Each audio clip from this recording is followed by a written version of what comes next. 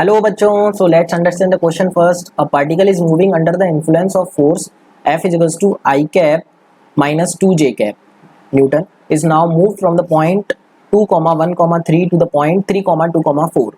How much work is done by the force during this period? Okay, so basically हमारे पास work done से related question है. अगर student आप work energy chapter में proceed करोगे तब आप एक छोटा सा फॉर्मूला पढ़ोगे कि ये जो वर्क होता है हमारा, जब भी हम वर्क कैलकुलेट करते हैं तो work is nothing, it is the dot product of force and displacement vector.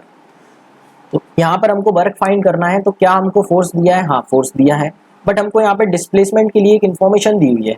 Displacement directly ना देते हुए यहाँ पे एक छोटी सी इन्फॉर्मेशन दी हुई है कि पार्टिकल को हमने 2, 1, 3 से कहाँ डिस्प्लेस किया? 3, 2, 4. 3, 2, 4.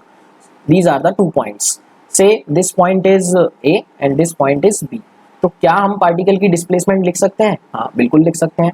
हम डिस्प्लेसमेंट ए बी वेक्टर को किस तरीके से लिखते हैं? वेक्टर फॉर्म में B minus A vector. And what is B here? B हम क्लियरली वेक्टर फॉर्म में कितना लिख सकते हैं?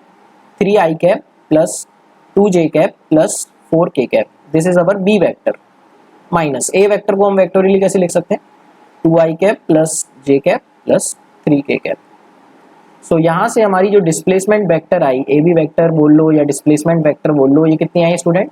देखिए, आई में से आई कैंसिल कर लेते हैं तो 3 में से 2 जाएगा तो आई कैप, जे में से जे कैंसिल कर लेते हैं तो ये बचेगा जे कैप, एंड 4k कैप में से 3k कैप जाएंगे तो ये बचेगा k कैप.